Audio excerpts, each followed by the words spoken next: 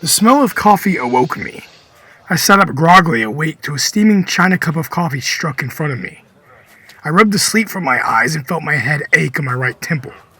In front of me was an old man in a clad blue surcoat bedazzled with golden medals of sailing expeditions, and he wore a powdered gray wig atop his head.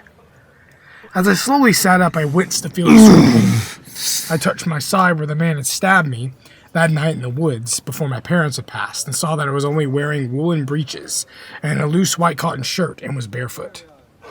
A black wax stitching had replaced the bandage that my mother had did for me. I groggily looked around to find myself inside a white tent, to where the slow wind made the entrance to flaps of the tent move and sway as if we were on a ship. I was lying on a soft bed of white sheets, and a pillow was presented to me.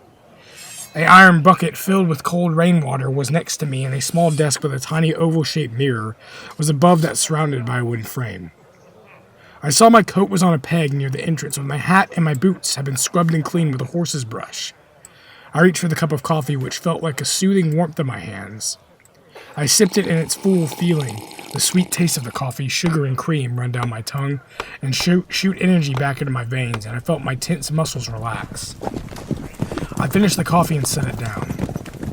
"Thank you," I said. The old man, who appeared to be in his 70s, smiled with a little compassion. "I am sure that the coffee will heal you."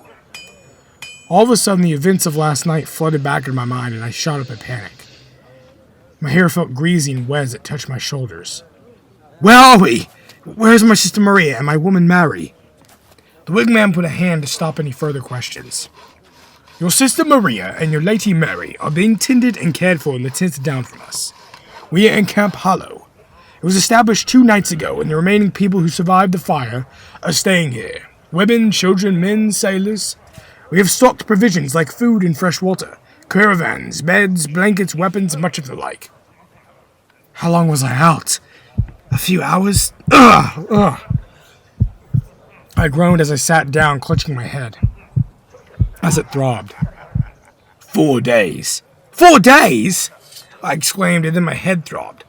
All I remember was being smacked in the temple with something and blacking out. I don't quite remember. Has the fire put asunder? Yes. The last lick of the flames was put out last afternoon. We had 5 men put out the fire with hoses, including you, he said. Here, take a look at the latest news sheet. He handed me the news sheet, and I skimmed down the quill-printed ink on the wide piece of paper. The London Gazette, September 6th, 1666. On September 2nd, 1666, following a long dry summer, fire broke out at the King's Bakery in Pudding Lane and swept across the city of London. The fire spread rapidly, swallowing hundreds of acres and demolishing over 13,000 houses, 90 churches, and important city structures such as St. Paul's Cathedral and the Royal Exchange. The fire also destroyed the Gazette's printing premises at Barnyards Castle. On Monday, September 7th, being printed at the Savoy. The ordinary course of this paper, having been interrupted by a sad and lamentable accident, a fire lately, happened in the city of London. It hath been thought fit for satisfying the minds of so many of His Majesty's good subjects, who must needs be concerned for the issue of so great an accident, to give the short but true account of it. On the second instant, at 1 o'clock in the morning, there happened to break out a sad and deplorable fire in Pudding Lane near New Fish Street, which, falling out at the hour of the night, and in a quarter of the town so close built with wooden pitched houses, spread itself so far before day, and with such distraction in the inhabitants and neighbors, that care was not taken for the timely preventing the further diffusion of it, by pulling down houses, and ought to have been, so that this lamentable fire in a short time became too big to be mastered by any engines or working near it. It fell out most unhappily, too, and the night following, spreading itself up to the Grace Church Street and downwards from Cannon Street to the waterside, as far as for the Three Cranes of the Vintry. The people in all parts about it, distracted by the vastness of it and their particular care to carry away their goods, many attempts were made to prevent the spreading of it by pulling down houses and making great intervals, but all in vain, the fire seizing up the timber and rubbish, and so continuing it set even through those spaces and raging in a bright flame, all Monday and Tuesday, notwithstanding His Majesty's own and His Royal Highness's indefatigable and personal pains to apply all possible remedies to prevent it, calling upon and helping the people with their guards, and a great number of nobility and gentry unweariedly assisting therein, for which they were required with 1,000 blessings from the poor distressed people. By the favor of the god, the wind slacked on a little Tuesday night and the flames, meeting the brick buildings at the temple, by little and little it was observed to lose its force on that side, so that on Wednesday morning we began to hope well, and His Royal Highness, near to despairing or slacking his personal care, wrought so well that day, assisted in some parts by the Lords of Council before and behind it, that a stop was put to the temple.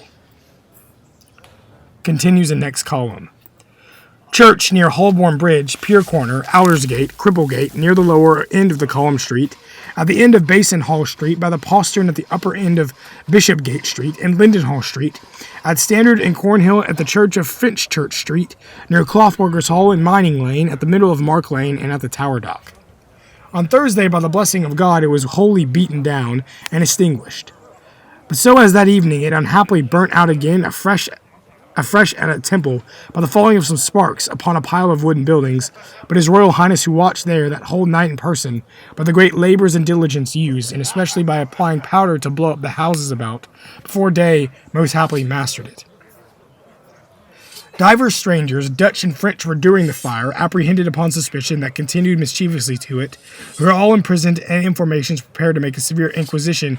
Hereupon Lord Chief Justice Keeling, Lord Beckett, and Lord Hyde are passed now by whores we shall not discuss in the paper, and one under the name Charles, a French painter, was arrested for association with the fire, assisted by some of the lords of the Privy Council, and some principal members of the city, notwithstanding which suspicion, the manner of all the burning along in a train, and so blowing forwards, and all its way to be strong winds, make us conclude the whole was an effect of an unhappy chance, or to speak better, the heavy hand of God upon us for our sins, shewing us the terror of His judgment, and thus raising the fire, and immediately after His miraculous and never to be acknowledged mercy, and putting a stop to it when we were in the last despair, and that all attempts for quenching it, however industriously pursued some, seemed insufficient.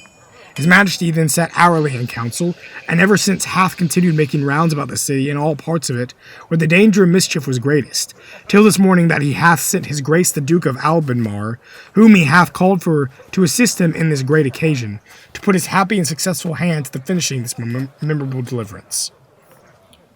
I stared at him in disbelief and confusion.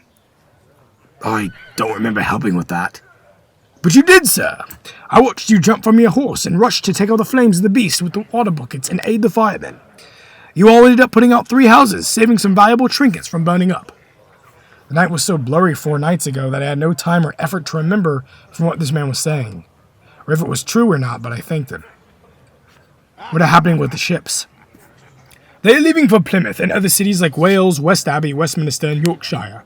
Most of the ship's cabins are stocked full, sadly, so there is no room for you on board, I am sorry to say. But sir, I need to get on one of those ships. Sir, you need a letter of marque to prove you are a citizen of England and a ledger of documentation. They were lost in that church, but I am English. Can't you hear my accent? I said now out of irritation. My parents perished in that fire. The man could sense my anger now and became a bit more guarded. I am sorry for your loss, I really am. I understand your anger, sir. I do. I do believe you are English by your voice and legacy. I knew your mother and father. A fine couple they were, and they've done a lot of good for London from what Mary had behold me. That is why I have secured safe passage for you and your family to Wales by carriage. I stared at him stunned.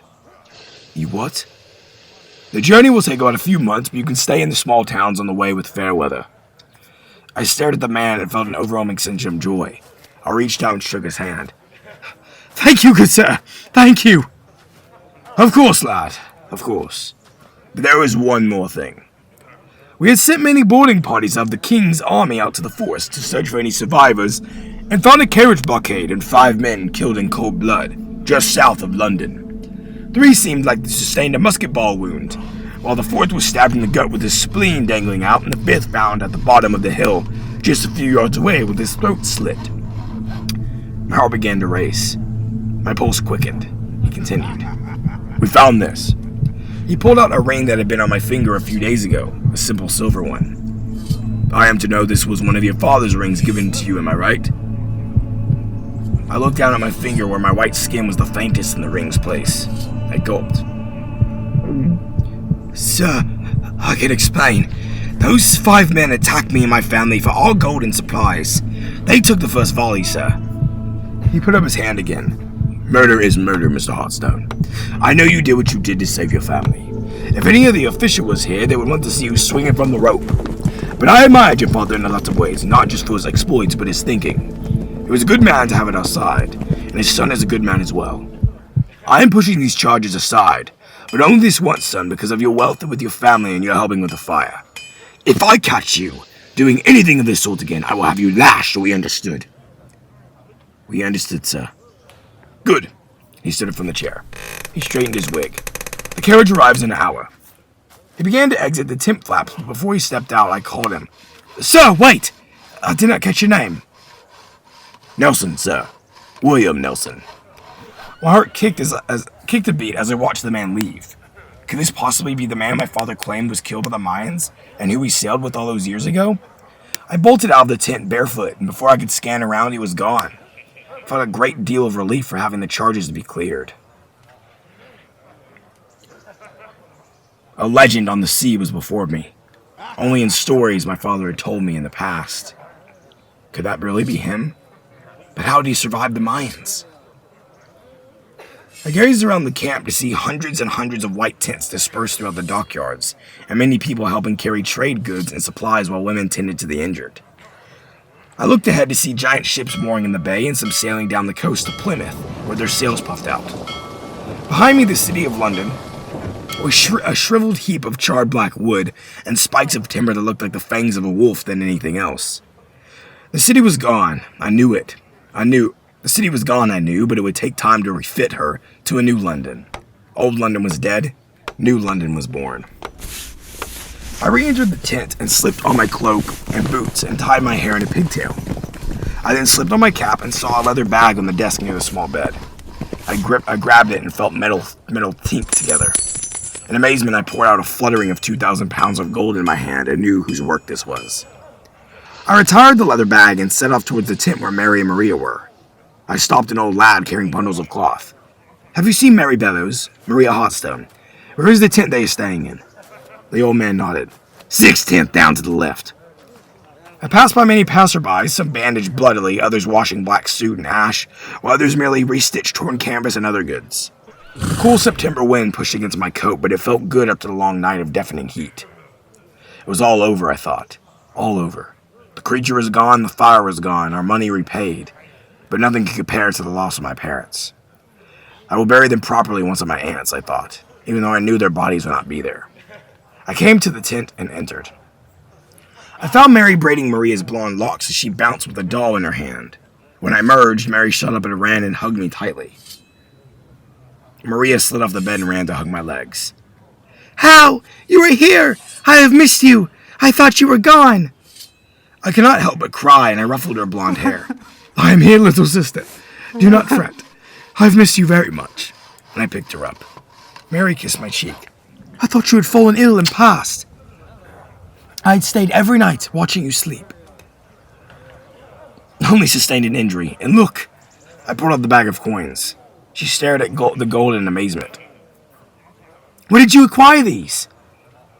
An old friend. We also have a carriage arriving in 1 hour to pick us up to take us to Wales. This is wonderful news!